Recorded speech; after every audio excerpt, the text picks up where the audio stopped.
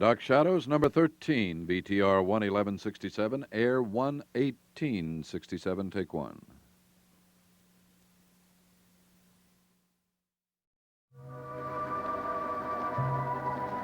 My name is Victoria Winters.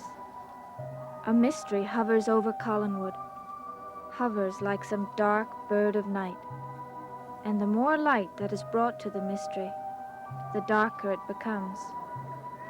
Several people will follow that light today, only to find it leading deeper into darkness. Are you sure? The Arizona authorities are sure. If this is what they're thinking, why didn't they contact you? After all, you're with the state police. Why should they? But if they suspect that... Ah, they don't suspect. At least the phraseology that our reports hasn't arrived yet at that particular word. Well, then what do you mean? That they're onto something and they don't want to go into it right away? Look, exactly what did they say? They said that in the death of the woman they identified as Laura Collins, there's a possibility, an outside possibility, that she was murdered.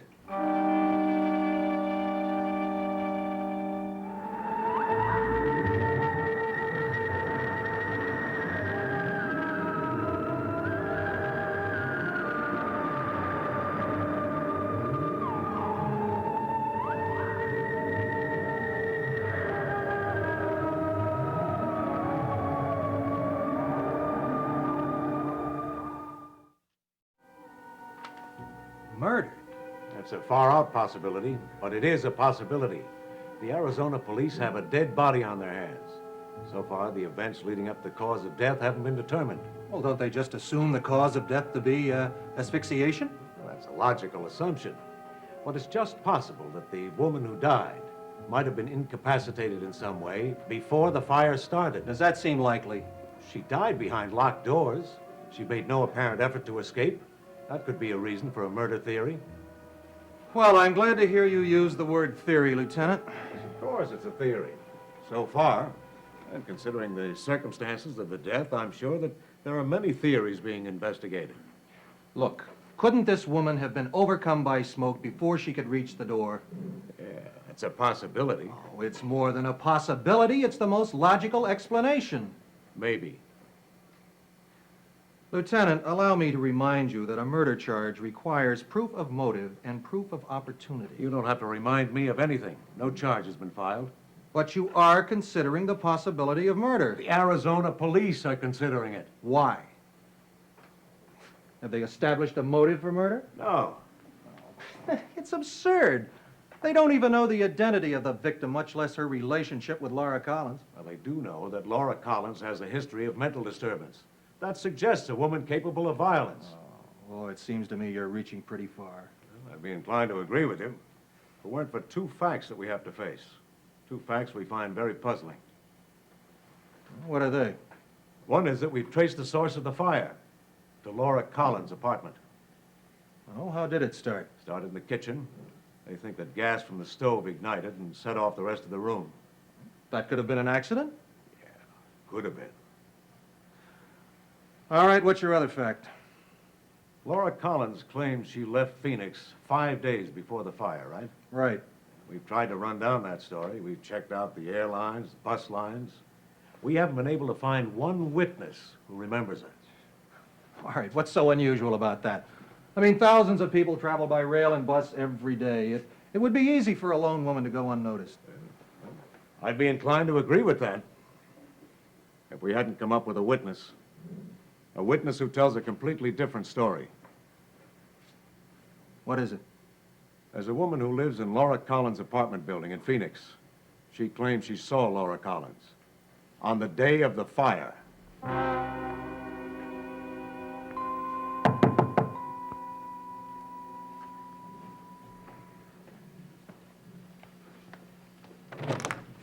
Vicky, come in. Glad you could stop by. It would have caused a disaster if you come up to Collinwood. Yeah.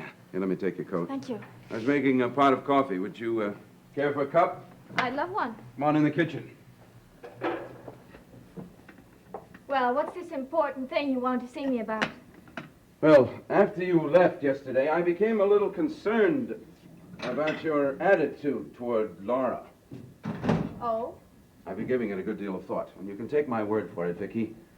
Laura Collins is a remarkable woman.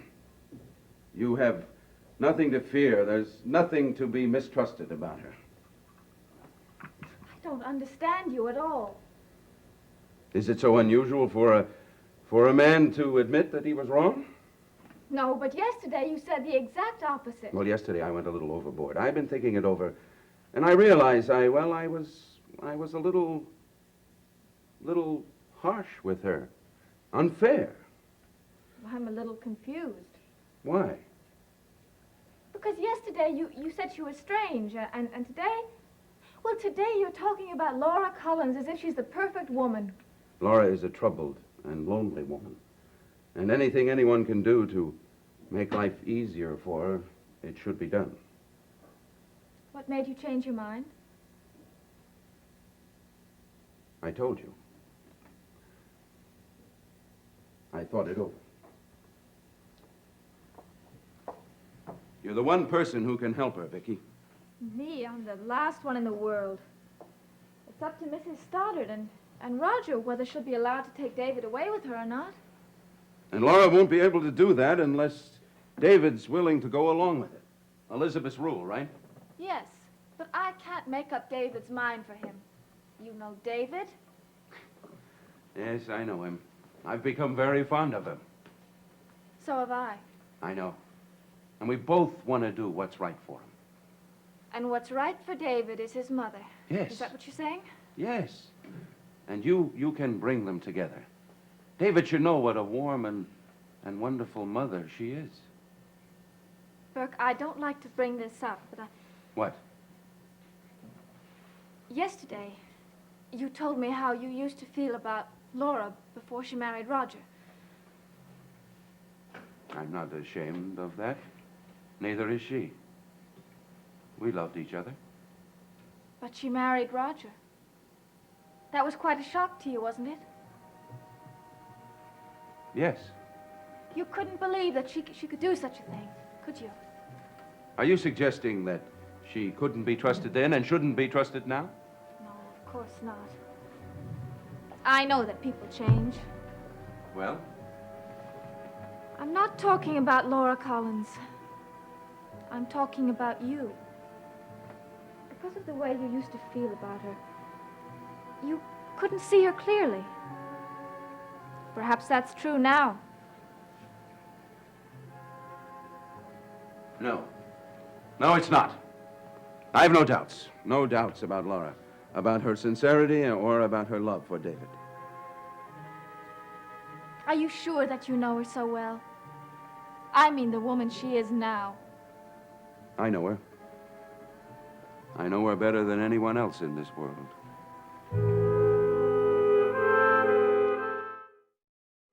Then you will do what you can to help Laura. I'll do what I can to help David. You're hedging. Can't help it. Laura's changed. She's changed. She's not what she was before. I'm not concerned with what she was before. I'm concerned with what she is now. And what is she now? I don't know. I don't understand her. Well, if you don't understand her and you're so uncertain about her, don't you think you shouldn't make any judgments about her? I'm not making judgments. Not helping her is the same as making a judgment. Can't I be allowed a little confusion? What reason have you to be confused? That's just what I've been telling you. Because you don't give me any reason except your own feelings, which seem to change from day to day. Can't a guy change his mind? But why did you change your mind? I thought it over. I decided I was wrong. You only thought it over. Vicky, drop it.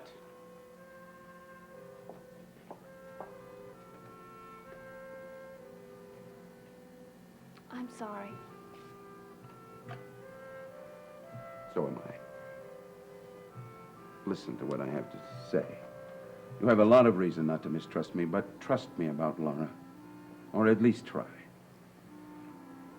All right. I have to go now. You don't look very convinced. Can't help the way I look. Goodbye.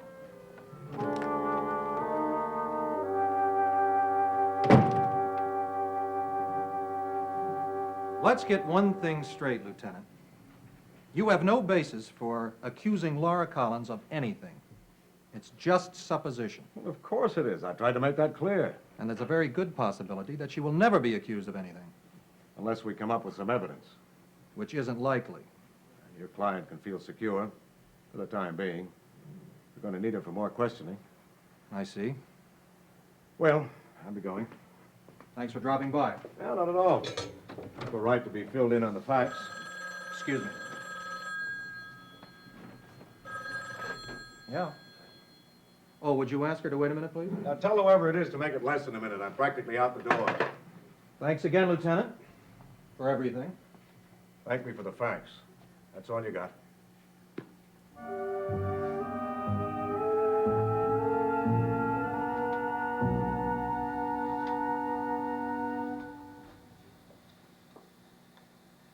Frank, Oh, Vicky, how are you? Come in.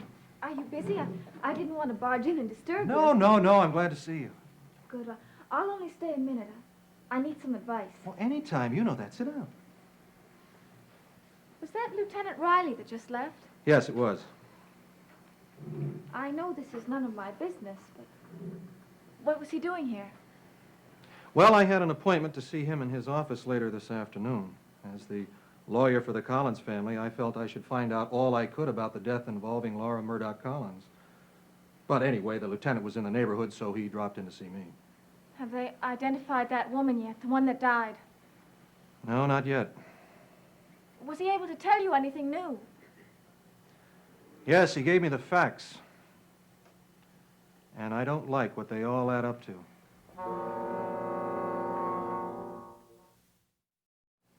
No, I will not be at Logansport tomorrow, and I will not be at Logansport the day after tomorrow. And I very likely will not be at Logansport the day after tomorrow. You'll have to handle it without me. That's what you're paid for. Come on in.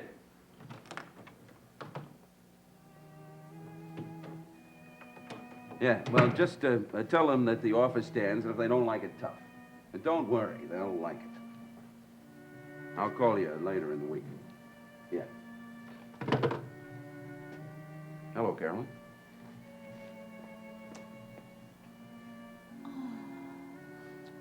You don't look like you have a fever. What? Well, I thought you'd caught a chill. I was thinking of sending some hot broth over. Oh. And who taught you that I had caught a chill? Well, if you've forgotten, I haven't seen or heard from you since you disappeared into the cold night air, suitcase in hand. Now, the distance between the house and my Aunt Laura's cottage isn't that far, but it's far enough to catch your death. I was terribly worried about you. And while you were terribly worried, I was terribly busy. I have a business to run. Mm-hmm. And I know you can run it with both hands tied behind you. Look, Carolyn, I'm sorry. Are you, Berg? I'm sorry. And I'm busy. Being busy seems to date from that trip to the cottage. You know, it's been a long time since I've thrown a young and beautiful girl out of my room, but this looks like it's going to be one of those special occasions. I've missed you, Berg. I'm sorry, I've been busy. Stop saying you're sorry. I didn't come here for an apology. Oh. Well, what did you come here for? I'm beginning to wonder. The dead woman was not Laura Collins. That much we know. Only if they could identify that woman, it might clear up the whole thing. Well, they're working on that now. Dental records, blood samples, what have you. Could she have been a thief? Yes, that's a possibility. But how did she get a key to that apartment? That room was locked from the inside. Well, somebody must have had a key. Well, anyway, we know something now that throws that whole robbery theory out of kilter. Oh, what? Well, someone else was seen, or possibly seen, near that apartment on the day of the fire. Then they think it could have been a murder? Murder is considered a possibility. And the person that they suspect, is that the person that was seen near to the apartment? Yes. That's awful. Well, anyway, the identification was made by a Mrs. Henworthy. Mrs. Henworthy is rather elderly, and her sight isn't what it used to be, and she says she could have been mistaken. Is it somebody that Mrs. Collins knows? Yes, I'm afraid it is. Who? Vicky, let me remind you again that murder is only an outside possibility. Who is it? Mrs. Collins. Mrs. Collins? I'm afraid so. But that's impossible. Mrs. Collins left Phoenix 5 days before that fire. Did she? She said she did. Oh, I know what she said. But is she telling the truth? That's the question.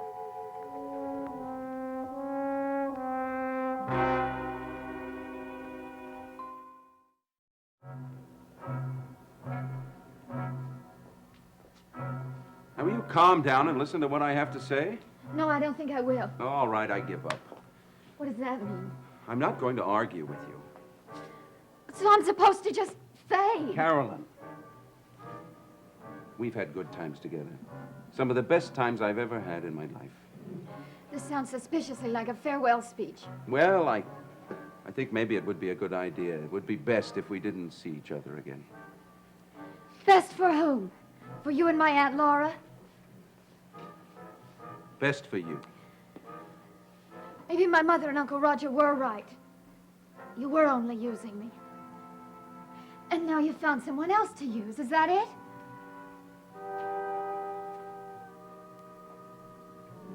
Think whatever you want to. Bert, please. We're so right. You know we are. Carolyn, we were never right. And you know it. Well, who is right? You and my Aunt Laura? Laura has nothing to do with this. Well, it had to happen someday. And it's just coincidence that it happens right after your reunion with her. Look, I'm not the kind of man who has to explain himself to you or anyone. You don't have to explain anything to me. I've known all week.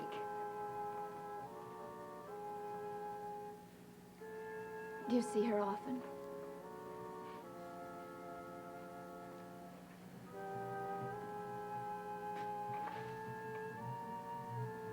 I know you do. In a way, though, you surprise me. All my Aunt Laura had to do was toss you the slightest glance and you were done for. Carolyn, I'm trying to keep this on a sane, adult level. Sane? Adult? Neither word describes you. Do I have to remind you that my Aunt Laura is still my Uncle Roger's wife? No, you don't. And for the last time, leave Laura out of this. How can I when she's responsible for every word you say? Then I have no more words to say. Well, I have. Just one. Goodbye.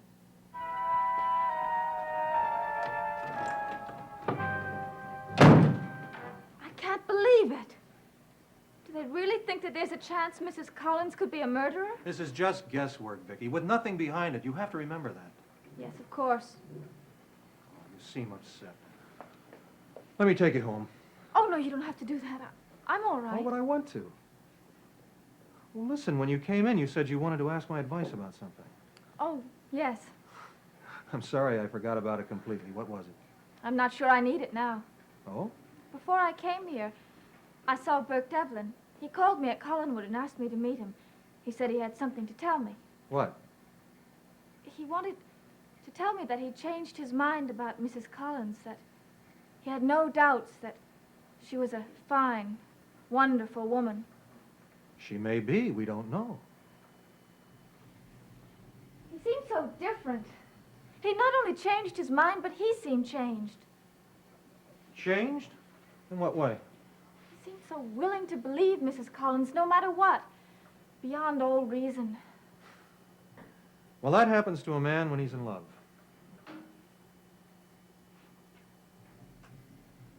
I had the feeling it was something different from love. You seem very interested in Burke Devlin. I'm just trying to figure him out. You see, he asked me to do him a favor. What? He wants me to do everything I can to help Mrs. Collins get David. Oh, I see. You don't really think that she's a murderer, do you? I don't know. I don't think so, not really. Well, perhaps I should encourage David. After all, he needs a mother, and we would be wrong to judge Mrs. Collins without being sure. Wouldn't we? Is that what you really think? No. At this point, I may be right, and I may be wrong. But I'm going to do everything I can to keep her away from David.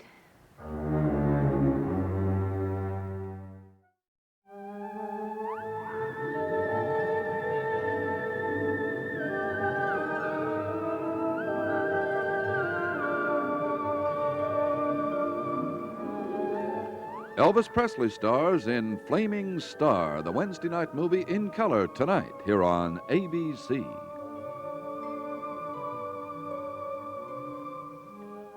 Dark Shadows is a Dan Curtis production.